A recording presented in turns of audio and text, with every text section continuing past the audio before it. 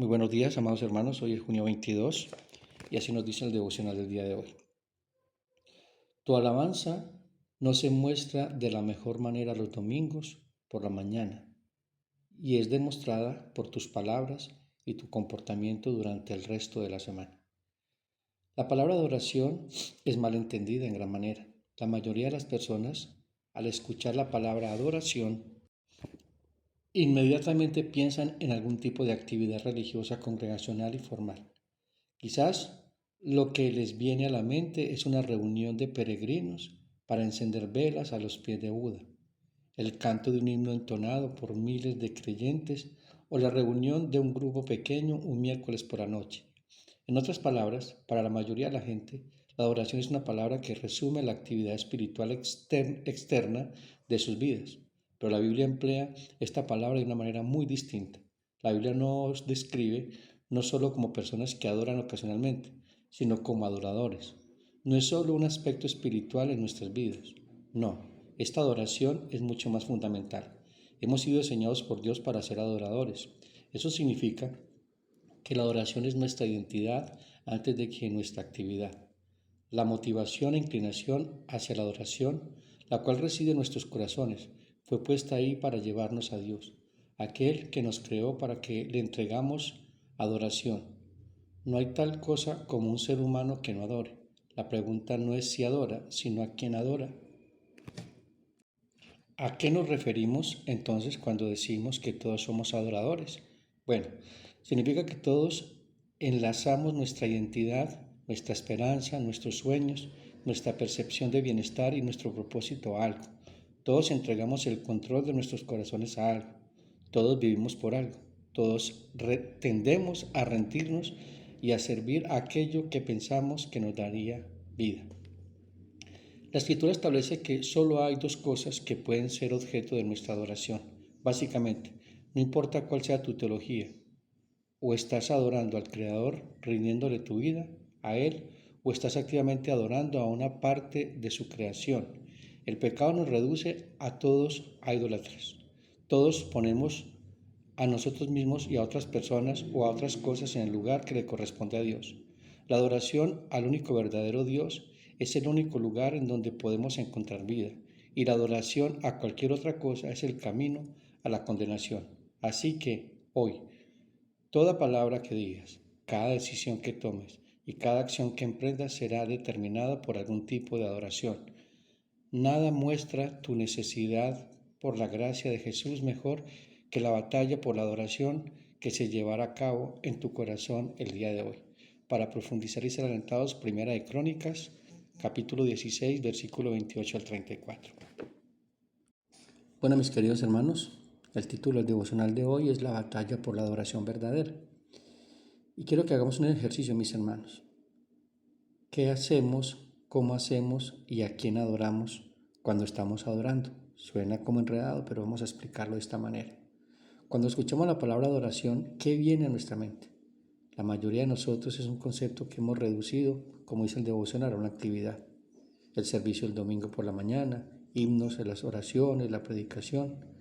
Mis hermanos, hemos reducido la adoración a un momento en el calendario, a una lista o un punto en nuestra lista de religiosidad, a un aspecto específico o físico o a un estilo musical.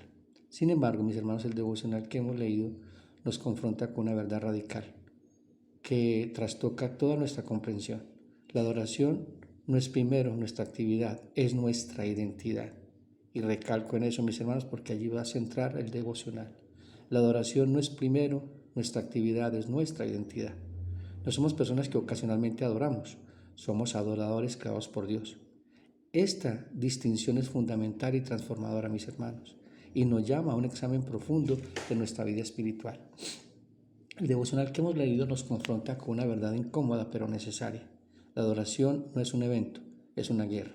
Y la batalla más feroz no se libra contra el secularismo fuera de la iglesia, sino contra la idolatría entre nuestros corazones, incluso mientras cantamos Santo, Santo, Santo.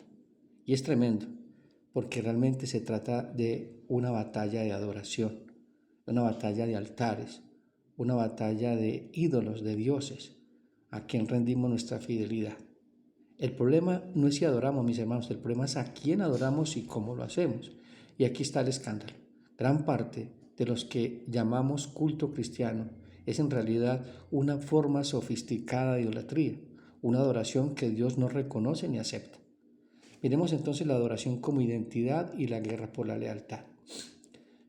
Fuimos diseñados originalmente para adorar, es lo que dice la Escritura. Y para comprender, mis hermanos, la gravedad de nuestra situación, debemos volver al diseño original de la creación. En Génesis 1, 26 al 27 nos revela que nosotros fuimos creados a imagen de Dios. Esta no es una sola descripción estática, mis hermanos, es una declaración funcional. Ser imagen de Dios significa que estamos diseñados para reflejar su gloria, para ser sus representantes en la tierra. Pero ¿cómo se manifiesta esta imagen? En Génesis 2:15 vemos que Adán fue puesto en el jardín, ¿para qué? Para que lo labrara y lo guardase. La palabra hebrea, shamar, que significa guardar, es la misma palabra usada para la responsabilidad sacerdotal que cuida el tabernáculo. Adán era un sacerdote en el jardín y su labor era un acto de adoración. Por eso, mis hermanos, no sé si ustedes han estudiado esa parte, pero la primera vez que aparece la palabra adoración en la Biblia es con la vida de Abraham. Él va a sacrificar a su hijo y le dice a sus sirvientes, espérenme aquí, que yo y mi hijo iremos y adoraremos a Dios y regresaremos. Para Abraham, esa acción de obediencia y esa fidelidad a Dios y ese creer que Dios era fiel fue un acto de adoración, porque él sabía quién era Dios y sabía que estaba adorando al Dios correcto. Así le estuviera pidiendo algo que él pensaba y que a su alrededor parecía correcto para los demás, pero incorrecto para el pueblo de Israel. Mis hermanos, ese cultivar la tierra, nombrar los animales, vivir en comunión con Dios y su esposa, todo era adoración. En el Nuevo Testamento confirma esta verdad, mis hermanos. Pablo describe en Romanos 12:1, así que, hermanos, os ruego por las misericordias de Dios, que presentéis vuestros cuerpos en sacrificio vivo, santo, agradable a Dios, que es vuestro culto racional. La palabra de culto es adoración en el original en griego. Es decir, que somos conscientes de quién adoramos y cómo adoramos como sacrificios vivos. ¿Con base a qué? A lo que Dios ya ha hecho por nosotros por medio de Jesucristo. La adoración, mis hermanos, en su diseño original, abarca la totalidad de nuestra vida. No hay distinción entre lo sagrado y lo secular. Todo es adoración. Y mis hermanos, sí se hace para la gloria de Dios. Por eso es que el secularismo, ¿qué significa secularismo? Es dividir lo espiritual de lo natural. No, nosotros somos seres espirituales. Somos guiados por el Espíritu todo el tiempo. Vivimos en el Espíritu. Es por eso que tenemos grandes problemas. Porque pensamos que adorar a Dios es solamente el domingo. O solamente cuando lees la Biblia. O cuando estás en un devocional. O cuando estás en un grupo de estudio bíblico. No. Somos adoradores en espíritu y en verdad. Es en todo lo que somos, en todo lo que hacemos, en todo lo que pensamos. Y eso nos lleva a fidelidad. En 1 Corintios 10:31 dice, si pues coméis o bebéis o hacéis otra cosa, hacedlo todo para la gloria de Dios. Y el pecado no es solo cometer actos malos, mis hermanos, es reorientar nuestra lealtad fundamental, es decir, a Dios. Tu gloria no es suficiente, necesito más. Eso es lo que pasa cuando estamos adorando a Dios supuestamente correctamente, pero no es así, porque estamos exigiéndole a Dios como si Él fuera nuestro esclavo. Hermanos, realmente la adoración es buscar en la creación, la adoración falsa, es buscar en la creación lo que solo el Creador puede dar, identidad, significado, seguridad y propósito. Y esto es tremendo, mis hermanos, porque la gran mayoría de nosotros estamos adorando lo que Dios da, no lo que Él es. Por eso es que la Escritura dice, buscad primeramente el reino de Dios y su justicia, y las demás cosas os serán añadidas. Mis hermanos, miren lo que dice Jeremías 2:11 al 13. ¿Acaso alguna nación ha cambiado sus dioses, aunque ellos no son dioses? Sin embargo, mi pueblo ha trocado su gloria, por lo que no aprovecha. Espantados cielos sobre esto, y horrorizados, desolados en gran manera, dijo Jehová, porque dos males ha hecho mi pueblo.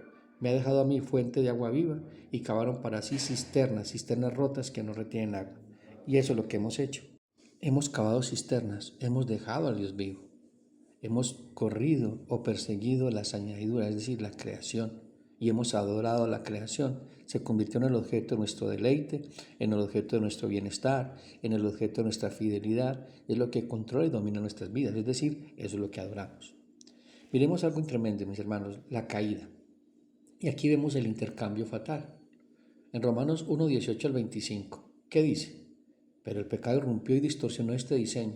El devocional cita con mucha precisión Romanos 1:25, cuando dice, y cambiaron la verdad de Dios por la mentira, y honraron y sirvieron a las criaturas en lugar que al Creador.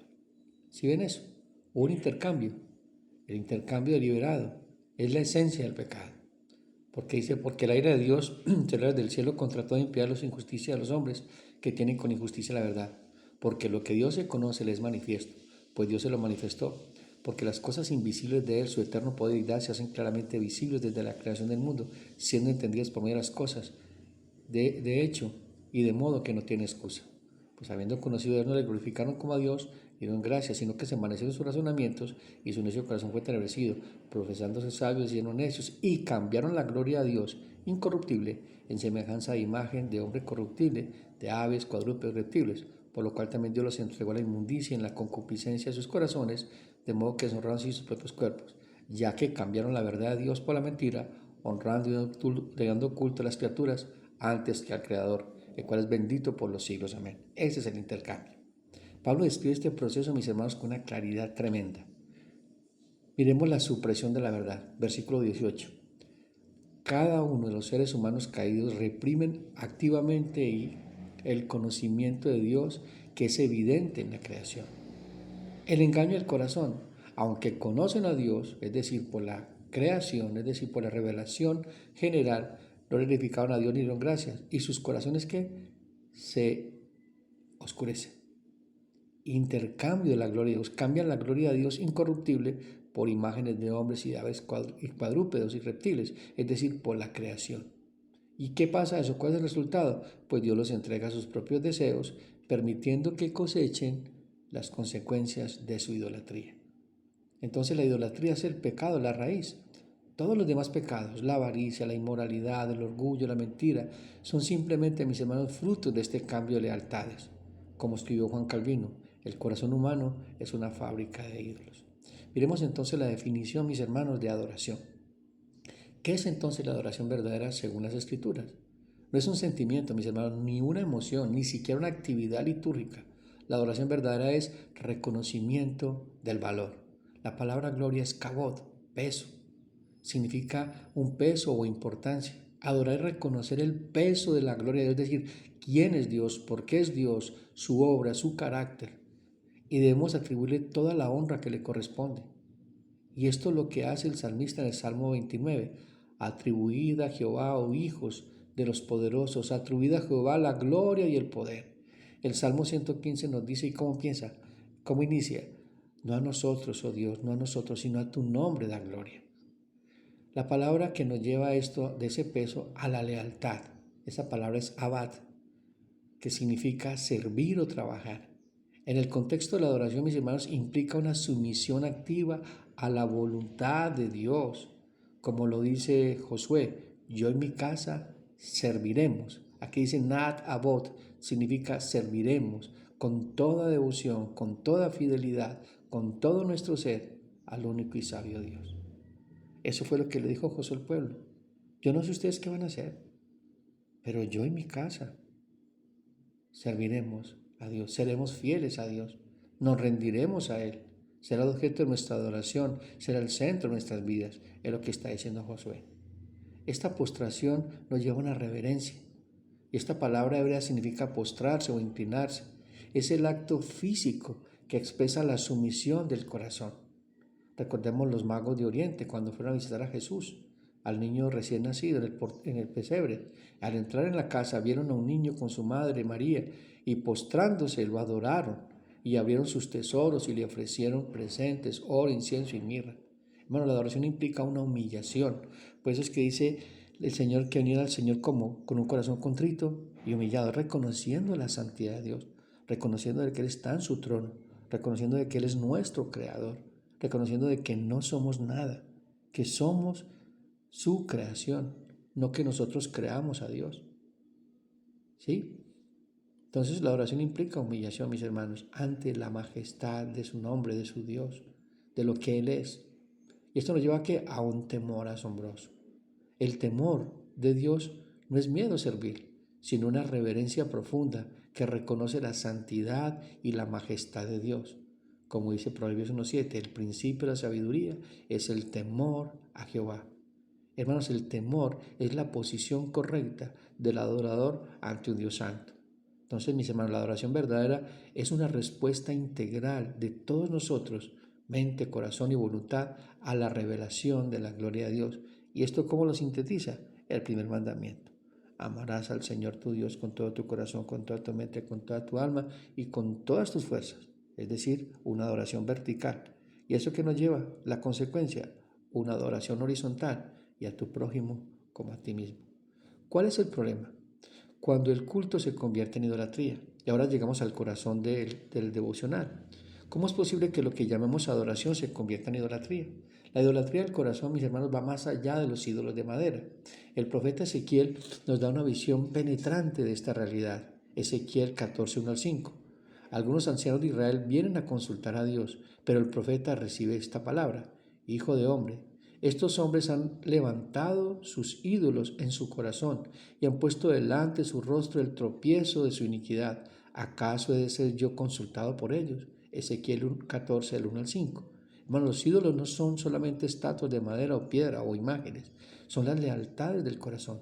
Son aquellas cosas que hemos levantado en nuestro interior, dándoles el lugar que solo Dios debe ocupar. Y el problema no es que los ancianos estuvieran en el templo, el problema es que su corazón estaba en otra parte. El pastor y teólogo Tim Keller decía, y ha descrito la idolatría del corazón como convertir algo bueno en algo íntimo. El dinero, el sexo, el poder, la familia, la salud, incluso el ministerio o la teología misma pueden convertirse en ídolos cuando lo hacemos el centro de nuestra vida, nuestra fuente de identidad y de significado y deleite. La idolatría en el culto, mis hermanos, cuando la forma sustituye al fondo. Pero hay otra forma de idolatría aún más sutil y peligrosa, la que ocurre dentro del mismo acto del culto. El profeta Amós denuncia esta práctica con palabras incendiarias. Aborrezco, abomino vuestras fiestas, no me complazco en vuestras asambleas solemnes, aunque me ofrezcáis holocaustos y vuestros presentes no los aceptaré, ni miraré las ofrendas de paz de vuestros novillos. Quita de mí el estruendo de tus cantos, no escucharé la melodía de tus arpas. Amós 5, 21 al 23. ¿Por qué Dios rechaza la adoración de Israel? Porque mientras cantaban himnos y ofrecían sacrificios, oprimían al pobre, pervertían la justicia y vivían en inmoralidad. Su culto era una farsa, era una hipocresía religiosa. Sus cantos eran ruido para sus oídos y porque sus vidas estaban en rebelión. Como lo dice Isaías, y hace un eco en esa denuncia: ¿para qué me sirven la multitud de vuestros sacrificios? No me traigáis vana ofrenda. El incienso me es abominación para mí. Lavaos, limpiaos, quitad la maldad de vuestras obras delante de mis ojos. Dejad de hacer lo malo y aprended a hacer el bien. Isaías 1, 11 al 17. Mis hermanos, la adoración que acepta no es una cuestión de forma la que acepta a Dios, sino de un corazón y una vida. Si nuestra adoración no transforma nuestra manera de tratar a los demás, si no nos lleva a la justicia, a la misericordia, es una abominación delante de Dios. Por más bonito que cantemos, por más cosas que hagamos perfectamente externamente, pero el corazón ¿dónde está? Y eso hay que preguntárnoslo hoy. Y miremos a eso que nos lleva a la adoración centrada en nosotros. En nuestra era contemporánea, mis hermanos, la idolatría en el culto ha tomado nuevas formas. Hemos convertido la adoración en un espectáculo, donde el centro no es Dios, sino el hombre. Observemos algunas de estas formas. La adoración como entretenimiento. Cuando la meta del culto es sentirnos bien o experimentar una emoción, hemos hecho de la experiencia subjetiva nuestro ídolo. La música se convierte en un medio para inducir emociones, la predicación en una charla motivacional y la liturgia un guión para un show. Tremendo, ¿no? La adoración como ritual vacío.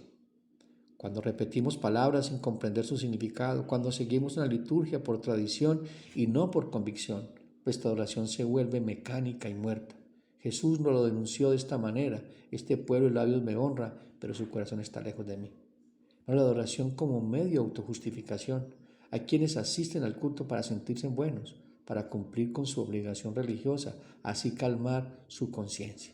Pero esta es una forma de obras muertas. La verdadera oración no busca justificarnos delante de Dios, sino reconocer de que somos pecadores necesitados de su gracia. La adoración, mis hermanos, como búsqueda de bendiciones. Cuando venimos a Dios solo para pedir, cuando nuestra oración es un catálogo de necesidades y no una adoración por quien Él es, hemos convertido a Dios en un medio para nuestros fines, no en nuestro fin supremo. También podemos idolatrar la teología, adorando un falso Dios. Hay otra forma de idolatría, mis hermanos, hay una más peligrosa, la que ocurre cuando tenemos una concepción incorrecta de Dios. Si adoramos a un Dios que hemos creado a nuestra imagen, un Dios que no juzga, que no demanda santidad, que es solo amor sin justicia, no estamos adorando al Dios de la Biblia, sino a un ídolo. Jesús lo dijo, Dios es espíritu, y los que le adoran en espíritu y en verdad es necesario que lo adoren. Juan 4:24. La adoración en verdad implica adorar a Dios tal como Él es y se ha revelado, no como nosotros quisiéramos que fuera. ¿Quién es el único y verdadero adorador y que fue aceptable y es aceptado por Dios? Es Cristo. Y es por eso que cuando nosotros estamos en Cristo adoramos con Cristo y lo estamos haciendo para la gloria de Dios. Jesús es nuestro adorador perfecto. Y esa es la buena noticia del Evangelio, es que Jesús, nuestro Señor, vino a hacer lo que nosotros no pudimos. Él vivió la vida de adoración perfecta que nosotros debíamos vivir en cada momento en su vida eternal. Jesús adoró al Padre en espíritu y en verdad. En su tentación en el desierto, en Mateo 4, el 1 al 11, es el paradigma de esta batalla por la adoración. Satanás le ofrece el mundo entero si se postra ante él. La tentación es la misma que enfrentamos nosotros. ¿A quién daremos nuestra lealtad, nuestra fidelidad? Jesús responde con la escritura, al Señor tu Dios adorarás y al solo servirás. Jesús ganó la batalla que Adán perdió y la ganó por nosotros. Eso entendámoslo, mis hermanos. Pero obviamente que eso no nos da licencia para no ser intencionales, ocupándonos de la salvación con temor y con temblor, con lo que ya Dios nos ha dado por medio de Jesucristo. Cristo es el sacrificio perfecto. Pero no solo vivió la vida perfecta, Jesús murió la muerte que nosotros merecíamos. En la cruz Jesús se convirtió en el sacrificio perfecto, el Cordero de Dios que quita el pecado del mundo. Su muerte fue el acto supremo de adoración en una ofrenda agradable a Dios, como dice Efesios 5:2. Sed pues imitadores de Dios como hijos amados, y andad en amor como también Cristo nos amó y se entregó a sí mismo por nosotros, ofrenda y sacrificio a Dios en olor fragante. Tremendo esto, ¿no, mis hermanos? Tenemos que pensar y meditar en esto y darle gracias a Dios por Jesucristo. En la cruz Jesús nos liberó, mis hermanos, del poder de la idolatría. Pablo lo escribe en Colosenses 2:3 al 15. Cristo despojó a los principados y a las potestades y los exhibió públicamente, triunfando sobre ellos en la cruz. La cruz es el lugar donde el poder de todo ídolo es quebrantado. Por eso Pablo decía, no me propuse predicar otra cosa sino a Cristo y a este crucificado. Pablo siempre estaba a los pies de Jesús, todo el tiempo, reconociendo lo que pasó en la cruz y lo que hizo nuestro Señor Jesucristo por él en la cruz y cómo ese impacto en su vida. Por eso Pablo dijo, con Cristo estoy juntamente crucificado. Ya no vivo yo, mas Cristo vive en mí. Y lo que vivo, siendo Pablo, lo vivo en la fe del Señor Jesucristo, es decir, lo vivo en la adoración total y absoluta. Jesús, nuestro Señor, también es nuestro mediador de la verdadera adoración. Él es el sumo sacerdote que intercede por nosotros. Lo dice Hebreos 4:14 al 16. A través de él tenemos acceso al Padre. La adoración verdadera solo es posible en Cristo. Como dice Hebreos 13:15, nos llama a ofrecer siempre a Dios por medio de él sacrificio de alabanza, es decir, fruto de labios que confiesan su nombre. Y este fruto de labios se traduce en una vida de adoración. Nuestra adoración es aceptable solo porque está ofrecida a través de la mediación de Cristo. El Espíritu Santo nos capacita para adorar. Es el que nos lleva por medio de la fe. Como dice Filipenses 3:3, somos la verdadera circuncisión de los que servimos a Dios en espíritu y nos gloriamos en Cristo Jesús, no teniendo confianza en la carne. Hermano, la adoración no es un esfuerzo humano, es una obra del Espíritu. El Espíritu quien nos da el nuevo corazón, quien nos hace capaces de amar a Dios, quien nos guía en la oración y la alabanza. Sin el Espíritu nuestra adoración es una obra de carne, como tal es inaceptable. Entonces, mis hermanos, para terminar, ¿cómo entonces podemos restaurar la adoración verdadera en nuestra vida y nuestra iglesia? Primero, examinar nuestro corazón, nuestro corazón. El llamado al devocional es un examen honesto a nuestro corazón. ¿Cuáles son los ídolos que hemos levantado en nuestro interior? ¿Qué lealtades compiten con Dios por nuestra lealtad? La adoración es una batalla que se libra en el corazón. No podemos ganar la batalla si no estamos dispuestos a enfrentar la verdad de nuestra propia idolatría. El salmista ora, examíname, oh Dios, y conoce mi corazón, pruébame y conoce mis pensamientos, y ve si hay en mí camino de perversidad y guíame en el camino eterno. Salmo 139, 23 al 24. Esta debe ser nuestra oración constante, mis hermanos. Volvamos a la Escritura, volvamos a entender y a conocer la verdadera oración que es revelada en la bendita palabra del Señor. Es allí donde nos damos cuenta cómo nuestra vida es un espejo y miramos si somos oidores o hacedores. Porque el hacedor es el que está adorando a Dios como debe ser, no solamente el que escucha, no solamente el que va a la iglesia, no solamente el que lee por leer, sino el que se encuentra con Dios en cada palabra cuando estamos leyendo su palabra, porque estamos delante de Dios, corandeo. Hermanos, recordemos que la gracia nos capacita para la batalla. Dice el devocional, nada muestra tu necesidad por la gracia de Jesús mejor que la batalla por la adoración que se llevará a cabo en tu corazón el día de hoy. Bueno, la batalla por la adoración no es una razón para desesperanzarnos, sino para correr a la gracia. Cuando descubrimos la idolatría en nuestro corazón, no debemos escondernos ni fingir que no existe. Debemos confesarla y recibir el perdón y la limpieza que solo Cristo puede dar, como dice 1 Juan, y nos asegura. Si confesamos nuestros pecados, Él es fiel y justo para perdonar nuestros pecados y limpiarnos de toda maldad. La gracia de Cristo es suficiente para la batalla del día de hoy y de cada día. Mis hermanos, este ha sido el devocional día de hoy. Empezamos maravillosamente la semana, siendo confrontados todos nosotros y realmente mirar en nuestro corazón si realmente estamos adorando a Dios de manera correcta. Y si no es así, hoy es el día de arrepentirnos y venir a Cristo en arrepentimiento y fe. Un abrazo fuerte, Dios los bendiga.